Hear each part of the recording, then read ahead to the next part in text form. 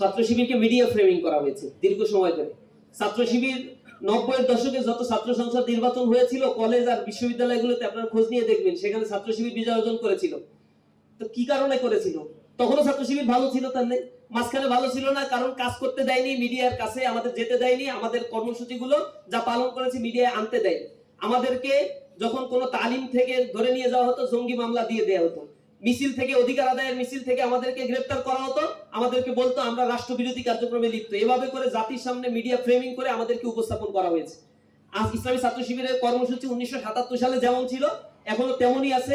আমরা কোনো নতুন কিছুই করছি না, একই কাজের ধারাবাহিকতাই আমরা বজায় রাখছি। শিক্ষার্থীরা আমাদের কাজগুলো অ্যাপ্রিসিয়েট করছে, আমাদের সাথে শিক্ষার্থীরা ছিল, আমাদের সাথে শিক্ষার্থীরা আস্থা রাখছে। ইনশাআল্লাহ তারা আমাদের পক্ষে থাকবে। আরেকটা বিষয় হচ্ছে ইসলামী ছাত্র শিবির আগামীতে গণভোট যেটা অনুষ্ঠিত হতে যাচ্ছে তার পক্ষে দেশব্যাপী ক্যাম্পেইনে সক্রিয় ভূমিকাও পালন করবে। শিক্ষার্থীদের সাথে নিয়ে বাংলাদেশের প্রত্যন্ত উপজেলা পর্যন্ত, গ্রাম পর্যায় পর্যন্ত আমরা হ্যাঁ ভোটের পক্ষে ক্যাম্পেইন পরিচালনা করব শিক্ষার্থীদের সাথে নিয়ে। আপনারা দেখতে পাবেন ইসলামী ছাত্র শিবিরকে শিক্ষার্থীরা কত বেশি পছন্দ করে, ছাত্র শিবিরের সাথে শিক্ষার্থীরা কিভাবে থেকে কার্যক্রমে অংশগ্রহণ করছে। এই দ্বৈত স্ট্র্যাটেজি তারা শুধু এই কারণেই করেছে, তাদের মেইন দলের লেজুর ভিত্তি বা পারপাস সার্ভ করা তাদের একটা উদ্দেশ্য।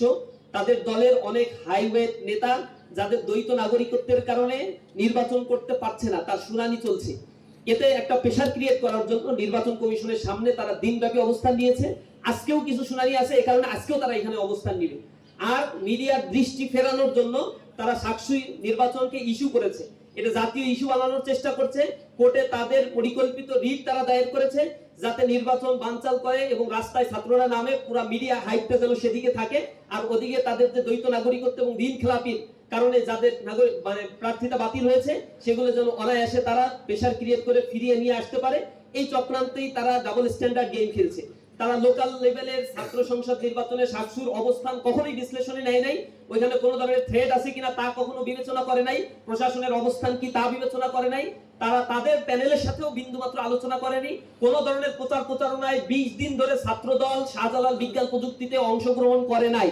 তার মানে এটা তাদের ইন্টেনশনালি, ইচ্ছাকৃতভাবে তারা এই পরিকল্পনা করেছে শেষ সময় এসে রিটের মাধ্যমে তারা আদালতকে ব্যবহার করে এই নির্বাচনকে বানচাল করবে। এই কারণে তারা কোনো ধরনের প্রচারণায় অংশগ্রহণ করে নাই।